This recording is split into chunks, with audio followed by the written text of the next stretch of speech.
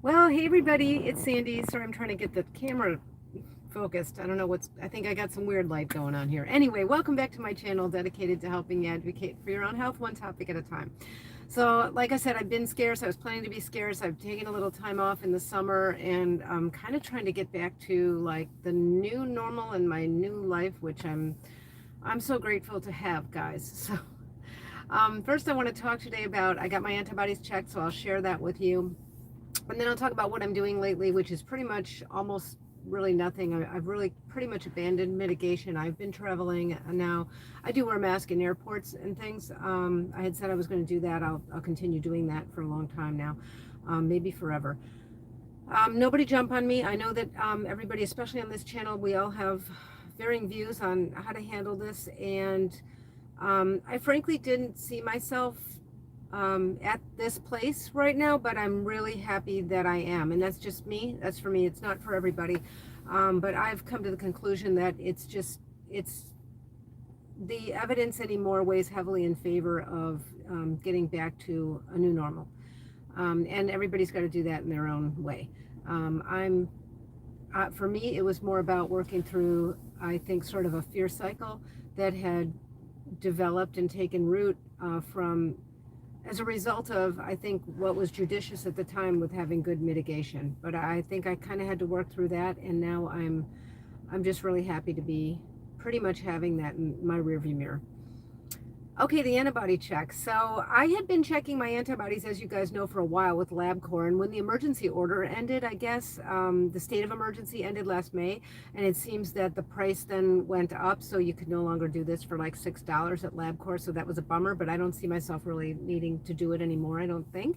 But this last time I paid like 60 something dollars instead of $6. So yeah, I want to share with you guys. Actually, that's kind of why I'm here. So, my feeling is about, even in terms of giving up some of the mitigation and getting out there and traveling after my boost, it was sort of like, okay, I'll go first, guys, and then you can see how I do. And it doesn't mean that it's exactly how you're going to do if you do it, but I was sort of trying to give other people the benefit. People who were sort of in the same place as me had been very, very risk adverse, and that's why I did it. So it's not only why I did it, but that's why I did it on YouTube. So anyway, so I had been checking my antibodies. There's no clear answer as to how much of an antibody level, what it means in terms of how how much immunity you have. But I was able over the last several years, drawing it in between boosts to kind of see a pattern for myself. And I saw a pattern for my husband as well. It's interesting. His pattern followed mine in terms of the peaks and valleys, but his sheer numbers of antibodies were a lot less than mine, but they still went up and down just like mine did, and roughly in the same time period. So I would usually check it about a month after a boost, and in the past, so LabCorp had changed its scale. At one point, it only went up to 2,500, and it was always over 2,500. And then they changed the scale. This is pretty early on, to 25,000. So at that point, I could see more raw numbers. And usually I was at about 15,000 after a boost. About a month after is when I would check it. And then I would check it about 6 months later, and it would be down around 7 or 8,000. And then a couple months after that, I would get a boost. So I went about 9 or 10 months in between boosts. So this last time, 2 times ago that I checked it was a month after my regular boost, the monovalent boost.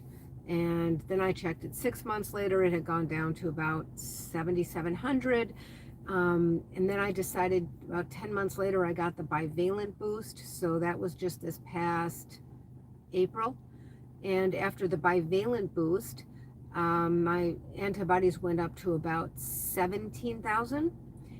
And after that, I waited, well, then you guys know I got COVID. So then I started broadcasting that, right, and giving you guys the live updates every day. I got COVID about 8 weeks after the boost. So 4 weeks after the boost, we went and traveled. We kind of did this on purpose, and then we just decided we're gonna close our eyes and jump. So we decided to get back to life and do things and socialize and travel and whatever. And about a week in, we both got sick. We got COVID, and we did very well, having been so recently boosted, I think. And also we took, I started on day 3. I took Paxlovid. My husband actually started on day 2. And we did very, very well. And I continue to do well. but I had my antibodies checked just 2 months after the COVID infection. I meant to do it 1 month after. But I did it 2 months after, and they're like 23,000 or something. They're almost the very top of the scale, and they've never been that high ever. So I believe that hybrid immunity is what's doing that, and hybrid immunity really is king. I'm not saying go out there and purposely look to get COVID, but hybrid immunity is the best immunity that there is.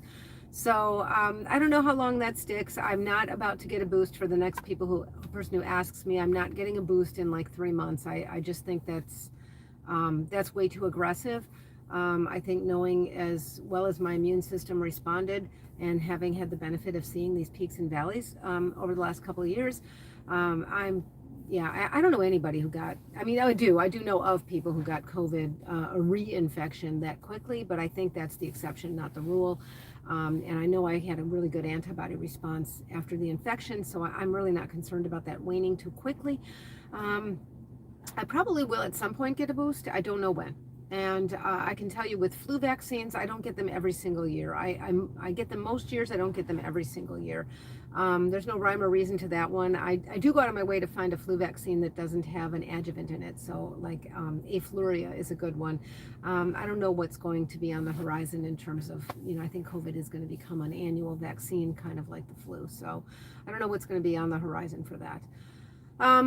Just in a nutshell, for those of you who hadn't tuned in, I would think most of you who are listening now did, but I did well during COVID. The acute phase of the infection was very mild. I had more diarrhea than I had respiratory stuff, but I did have respiratory stuff, and when it was over, I had that like dry cough that continued. I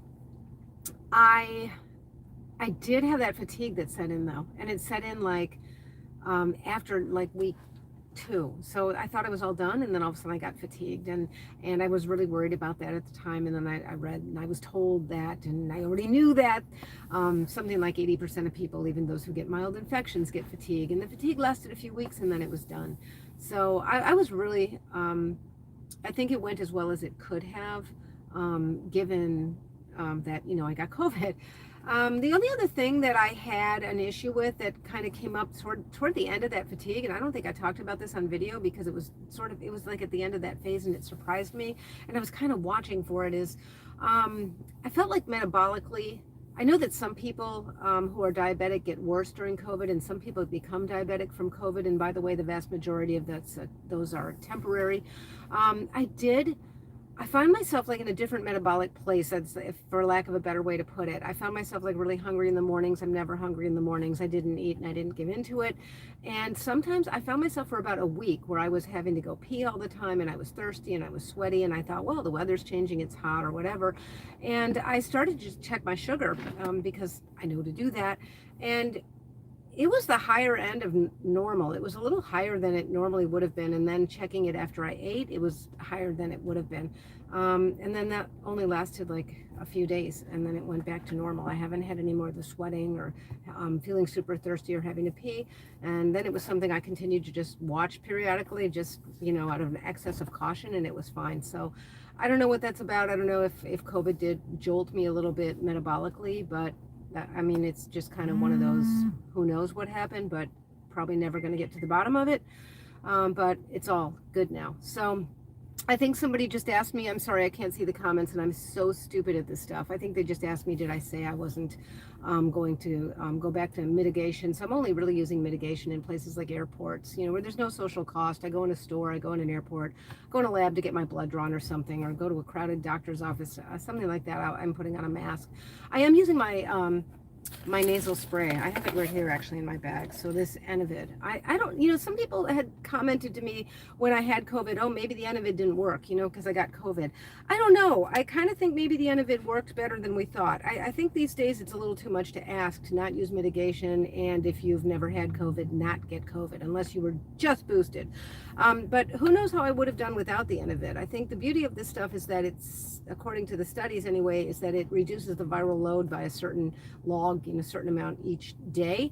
And I can say that my course was really mild. Like I felt a whole lot better day 2 than I had on day 1. And it was big and it was quick. So I wonder if a lot of that was from the end of it. I don't know, guys. I can't clone myself and try this all different ways. I'm glad that part's behind me, but I am continuing to use that product. Anytime I'm going to put on a mask, I use it, and then other times I use it too. Like I've gone to, meeting people in restaurants. It's where I live. It's a little too hot right now to eat outside, and I've gone to dining inside, and I'll use a little bit of Anavid beforehand to sprays in each nostril. So, yeah, that's it. So I was really happy with the antibody check. I thought I would fill you guys in on that. Again, LabCorp, yeah, it's now kind of a lot of money to do that. I don't really see that I'll be doing it much, if at all, anymore. I feel like I've just gotten over this hump. So, again, nobody yell at me about, what I'm doing. I'm not judging anybody. I think that there's a bell curve that has very much shifted toward getting rid of mitigation, even in places, that were very risk adverse, in communities that were very risk adverse before. I think the evidence now weighs heavily in favor of being able to do that.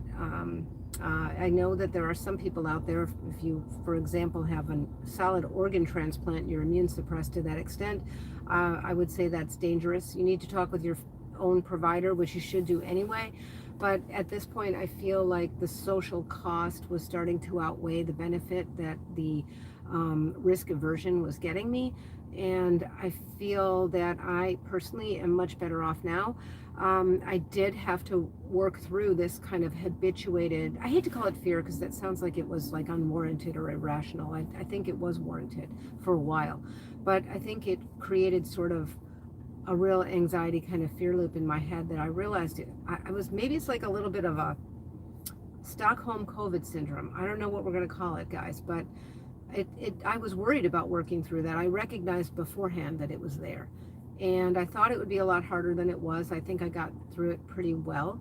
I still feel a little bit, ill at ease when I'm around, like in too tightly packed, like in a plane where it's actually pretty safe with the HEPA filtration. I've traveled a couple of times since my last video, and I feel a little bit awkward in a plane where it's kind of tight, and you hear people coughing and stuff. So I'm always masked. I've got an N95 on when I'm on the plane. That's just the way it is. So anyway, okay, I'll do another check-in soon. Let me know what you guys are doing, and I hope this was helpful. And until next time, be well. Bye-bye.